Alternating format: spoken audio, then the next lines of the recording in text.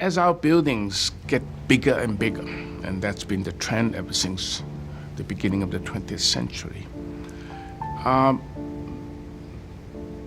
sculpture has to scale to size. For me, there's a limit to how big you can make a human figure. I remember having seen David in Florence, and I was not happy with it. I thought it was too big because it's a human figure. And there's a limit to how big you can blow up a human figure. It begins to look a bit uncomfortable.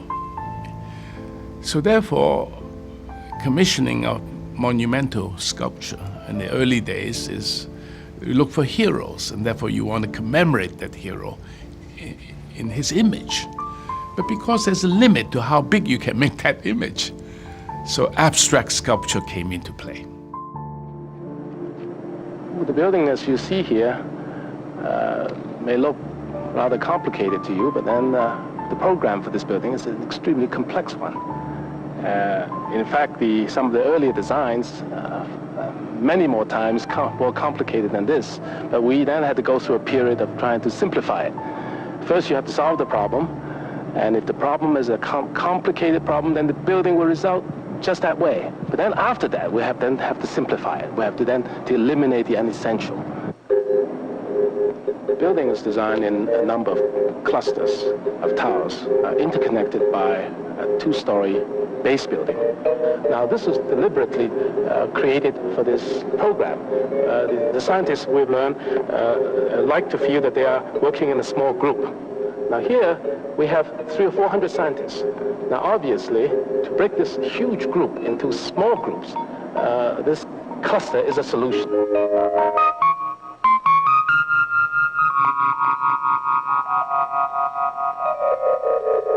Because of this tremendously bright light that you find here in Colorado, we've deliberately tried to use as little glass as possible. In places where we have large glass areas, we have to provide sunshades in order to cut down the intensity of light. Light plays on the surfaces of this building more so than you normally find in other parts of the country. The brightness of it has a tremendous effect on the building. And the constant change of light changed the building. And consequently, in our design, we are very much preoccupied with what the light will do, and this is important.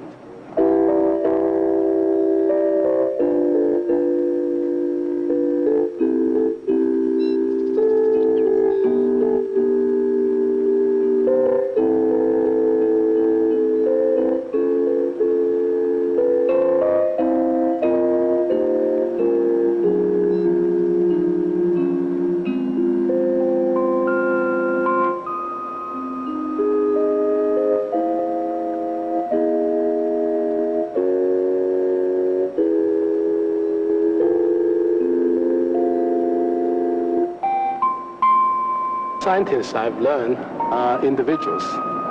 And we find that we've got to find a way of solving this problem so that the individual comes through. So consequently, there's a lot of variety here created to enable different scientists to find his own niche.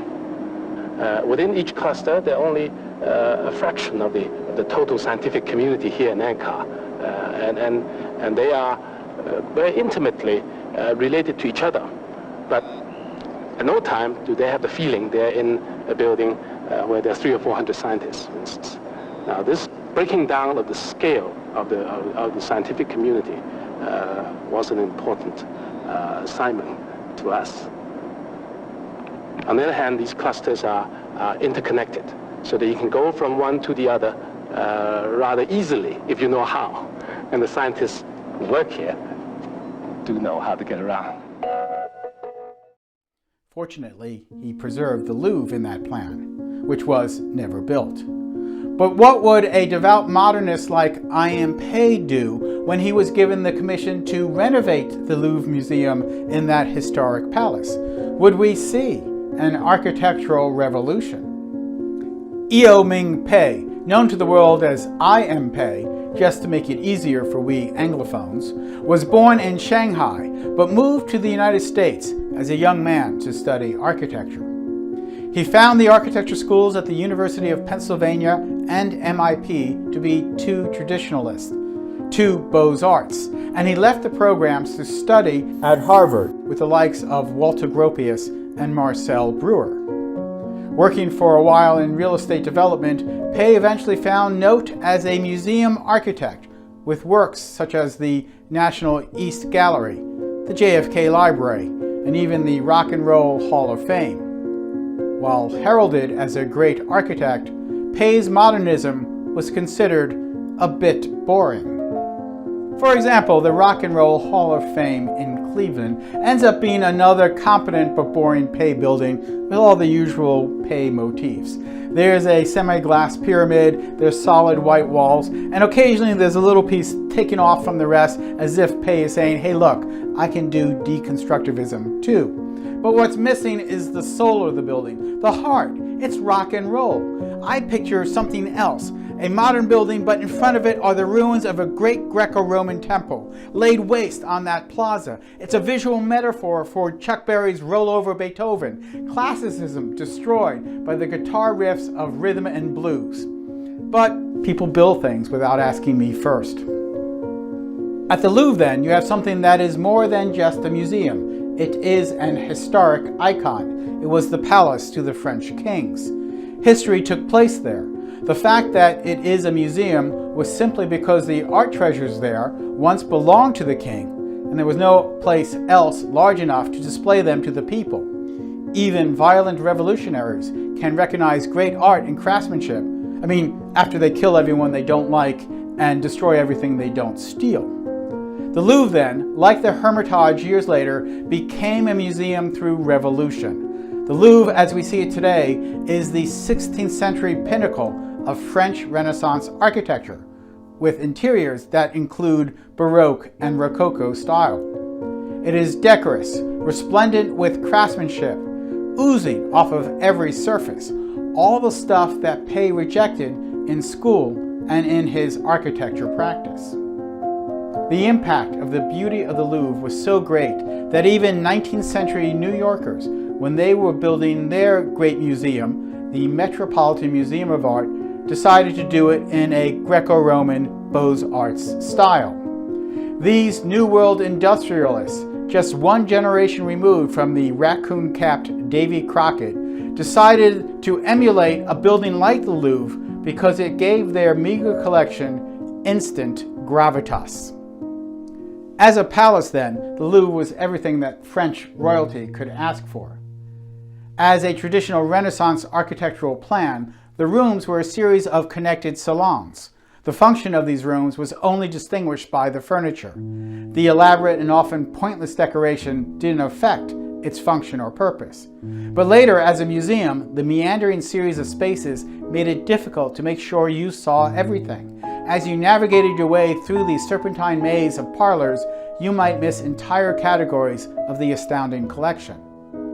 That was one of the reasons that architect Frank Lloyd Wright designed the Guggenheim Museum in New York the way he did. It was set up to be linear, so that you experience the museum art and artifacts one after the other as the curators intended. He just happened to spiral that linear flow into something that looked like a Mr. Softy ice cream cone.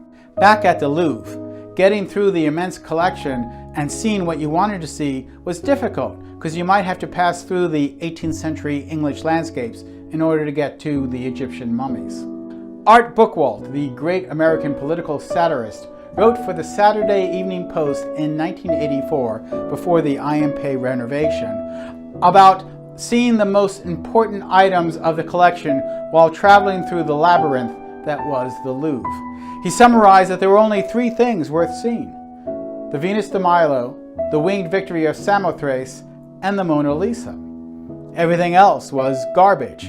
And why would you waste all that time inside the Louvre seeing all that other art as window dressing when there were so many other interesting things to do in Paris?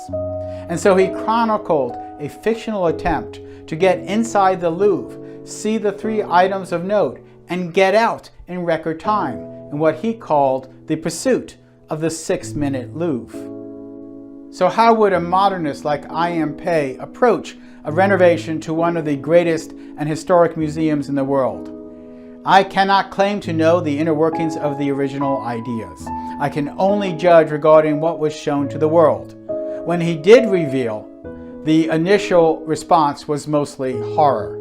Pei was proposing a giant glass pyramid in the center of the open court of the historic Louvre Palace Museum. Modernist glass supported by tubular space frame trusses in the form of an Egyptian pyramid had nothing to do with Renaissance France.